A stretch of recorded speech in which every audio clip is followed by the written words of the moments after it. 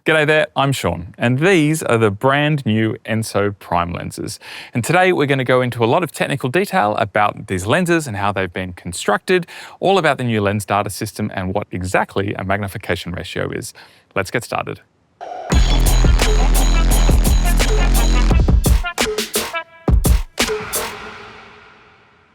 Now, I've been lucky enough to have the opportunity over the last few months to shoot a couple of projects internally with these lenses, and I have to say, without trying to be as biased as possible, I really like these lenses. I think they're fantastic. I love the look. It's kind of a modern look that's not too sharp and not too funky, unless you want to throw on the Ensō Vintage Elements.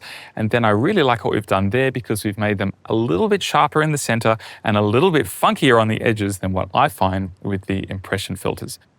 Now, as you can tell, these lenses are quite compact lenses. In fact, every focal length from 18 to 58 are the same length, with the 75 and the 105 only being 6mm longer. But we've made sure that the iris and focus rings are in the same position from 10.5mm to 250mm, so if you swing between any Ensō lens on your camera, you don't have to adjust the position of your focus and iris motor, which is very useful.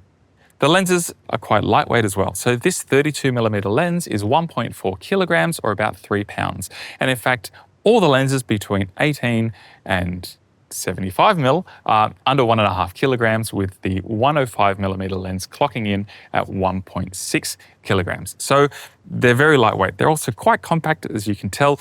Personally, I wouldn't want a lens that is too much shorter. You can definitely quite easily run an iris and a focus motor with a clamp-on matte box here with the motors on one side, no problem. So they're a very workable, nice size, I think.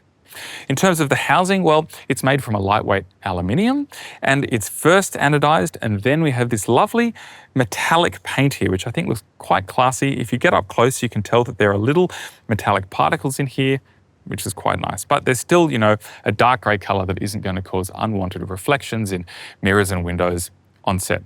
Same kind of philosophy with the colour of our cameras as well. If we look at the front, well, we have a 95mm front, which is the same as Ultra Prime. So if you have any clamp-on adapter for an Ultra Prime, well, it will work with most of the Ensō Elements. They only start getting bigger with the 250mm and the 14mm. Ensō will require a large clamp adapter there. Moving further down, so we have the focus and the iris rings here are hard anodized in black so that they won't wear as fast as if they weren't.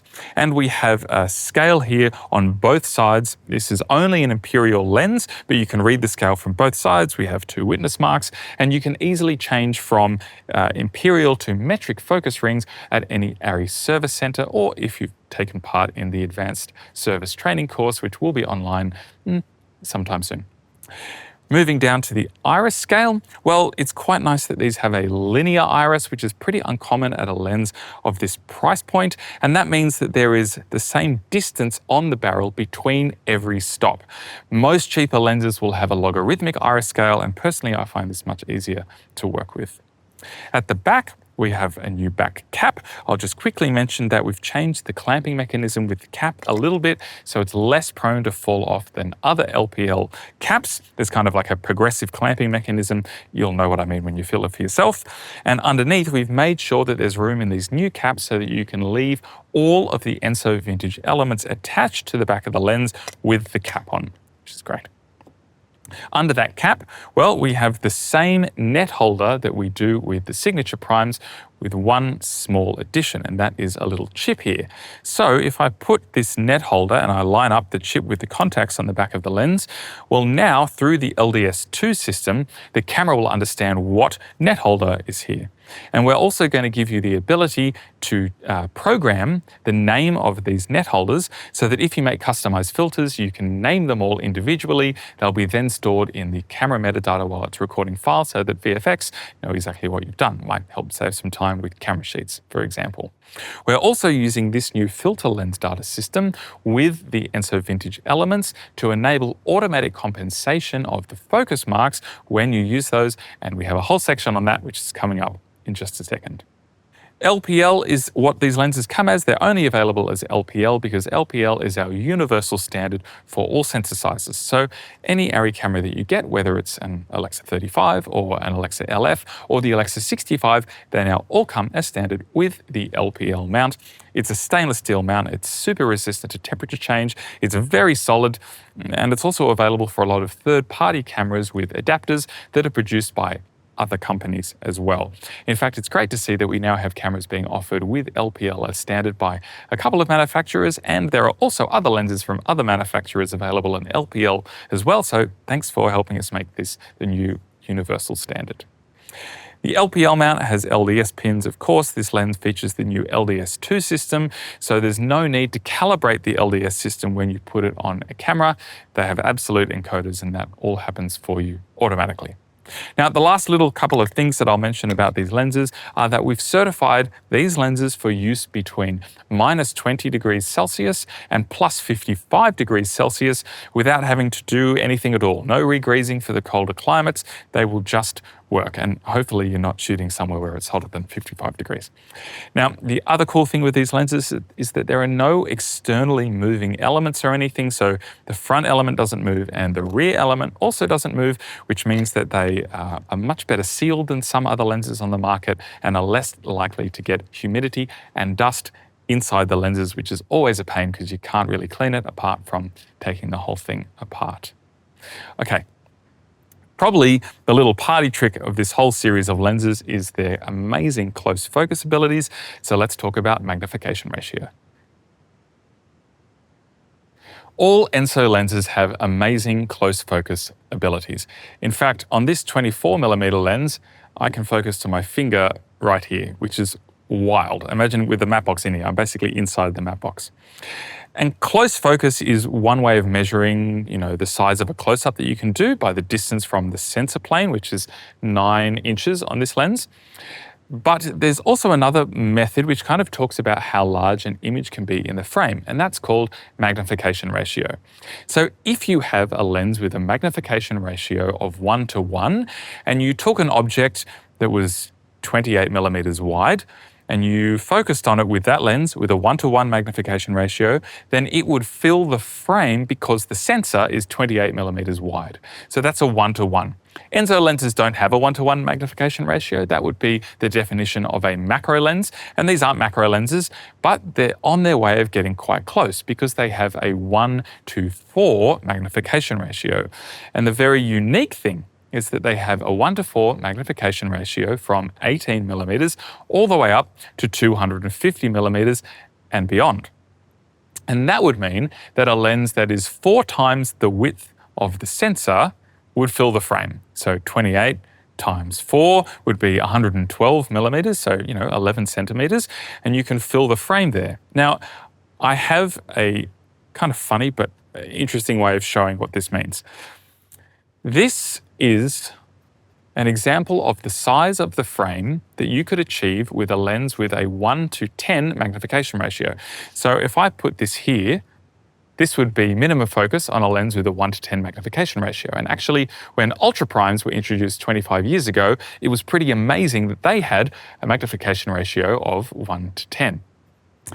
When we introduced signature primes, well, most of those lenses had a 1:7 magnification ratio.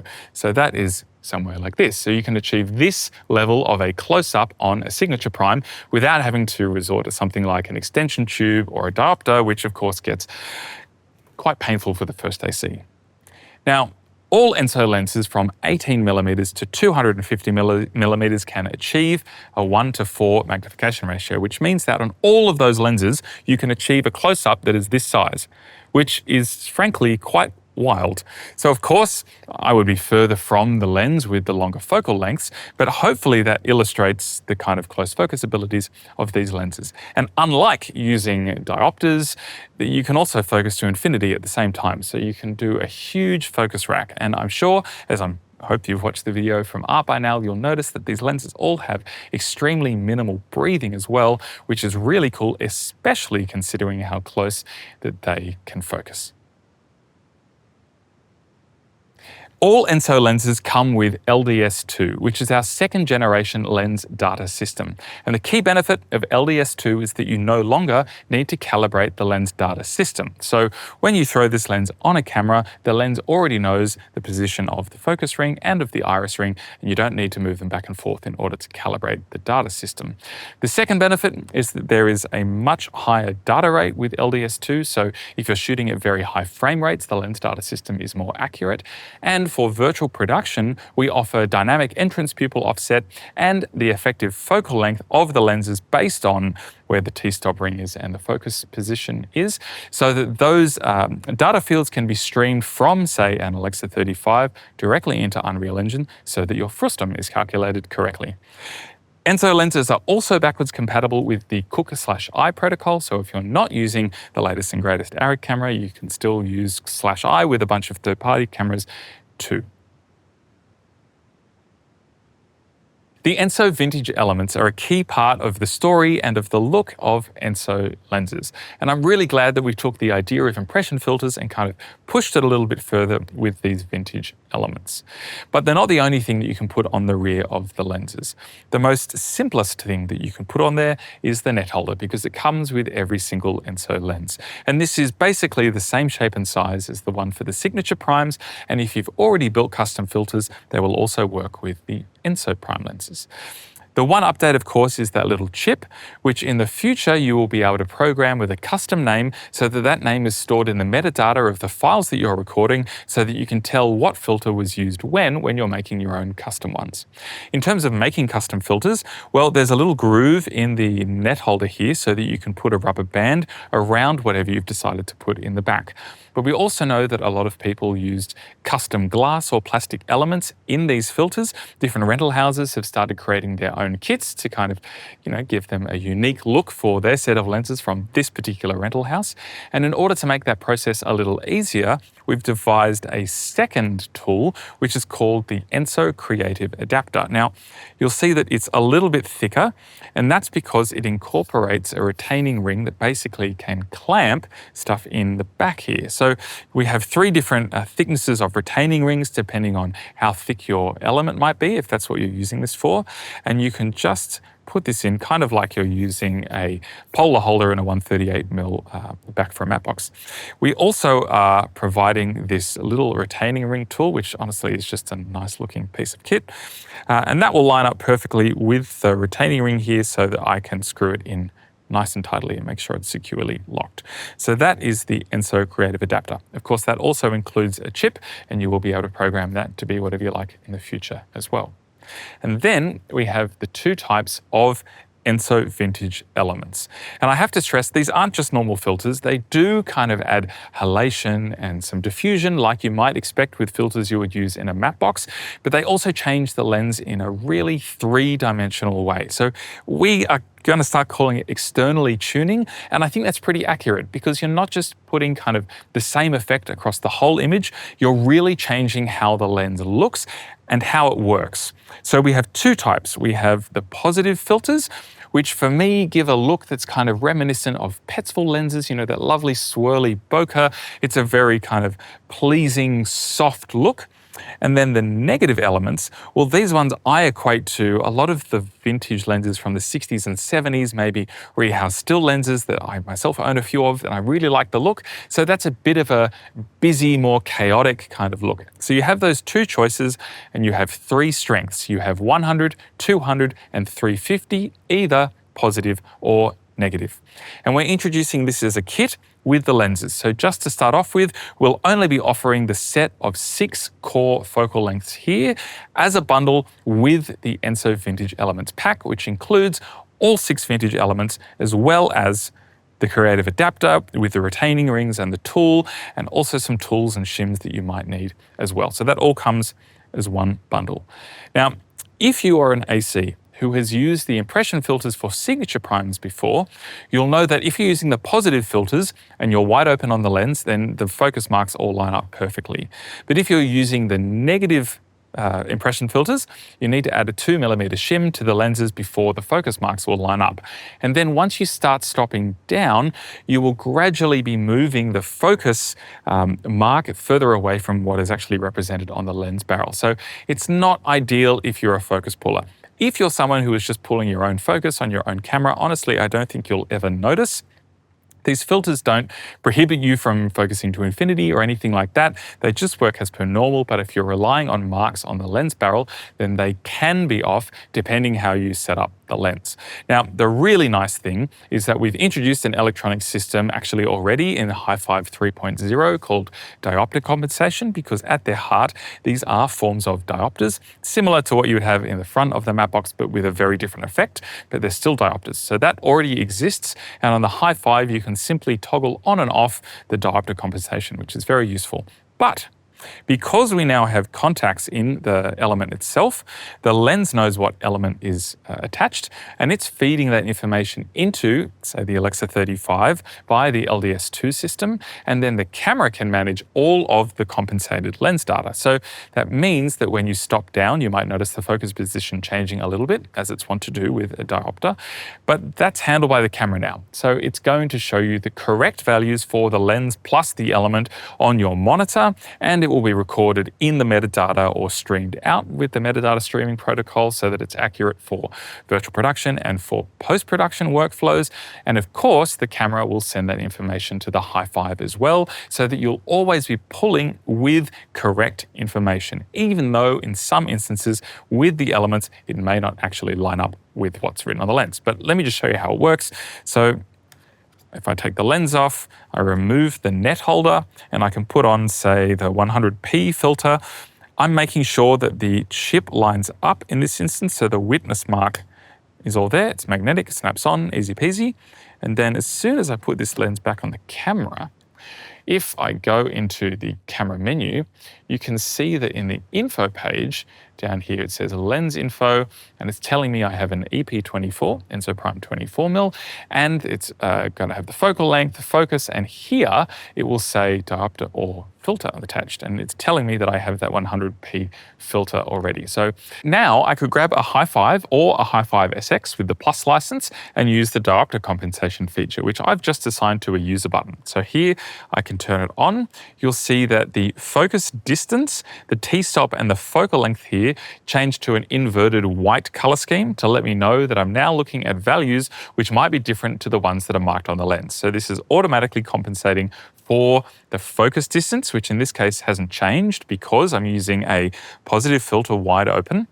And I have a different t-stop reading here. Actually, it's now saying that it's a T2, and that's because the positive filters act a little bit in the same way as a focal length reducer, a very low powered one. So I get a brighter t-stop, and I also get a slightly wider field of view. So it's telling me now this is the equivalent of a 23.2mm lens instead of the 24mm Ensō Prime that is there. And again, this is all dynamic, so if I stop down, I get the t-stop changing and my depth of field preview changing, and when I focus, of course, the focus marks will change as well. So it's quite convenient that you can just turn this on and off and have all those values properly compensated for with all of the filters. And of course, that's available for signature impression filters. It's available for front diopters, and it's available with the Ensō Primes, and they are special because it's done automatically. We will need a firmware update to come for the Alexa 35 to support that. That won't be ready just at the launch, but as I mentioned, the diopter compensation in Hi-5 is already working for front diopters and impression filters, and that will come very, very soon for the Ensō Primes as well. So hopefully by the time you get these on set, you'll already just be able to use the diopter compensation in Hi-5 and forget about having to do any shimming.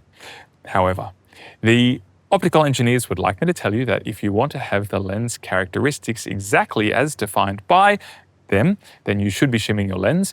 And if you want to have the effects not be super crazy, especially with the negative filters, then you also should shim. But I'm telling you that you don't have to. It's not something you have to worry about. And I guess if you're using these Ensō elements, you're probably doing so because you want to have that crazy vintage look. So go for it. We've made it a lot easier now than it was in the past. So how do you order Ensō lenses? Well, starting today, we're taking orders for the core set, which includes these 6 focal lengths plus the vintage element kit. So you get the 18, the 24, the 32, the 47, the 75, and the 105 T2.1, plus all 6 vintage elements, plus the creative adapter and the tools and the shims that you need that to work. And then it will all come in 3 cases. So you basically get 1 case for the short lenses, 1 case for the longs, and 1 for all of the creative goodies. Now you can order that in either metric or imperial lenses, and we'll be shipping in November, so really quite soon. And then next year we'll be filling out the range with all of the other focal lengths from 10.5 right up to the 250mm lens, which will come in a pack with the 2 extenders, the 1.4 and the 2 times extenders. And they will probably start rolling out at the very beginning of next year and come about 1 focal length per month, just like we had with the introduction of the Signature Primes, actually. In terms of service, well, there are 15 service locations that we have around the world, as well as many partners. So if you need anything taken care of with your lens in terms of calibration or mechanics or front and rear element exchange, most of that can be done at any of those 15 service locations. And then we have 4 level 2 service locations, which can basically strip the lens down to bare components and rebuild it in a clean room environment. And those facilities are located in Munich, in Burbank, in Beijing, and in Tokyo. And that's about all we have to show you. So I'm super excited to see more and more images from Ensō lenses from you guys, the creative people out there. We love seeing them. So please stay in touch via social media, and I really hope you've enjoyed this introduction. All right, hooroo.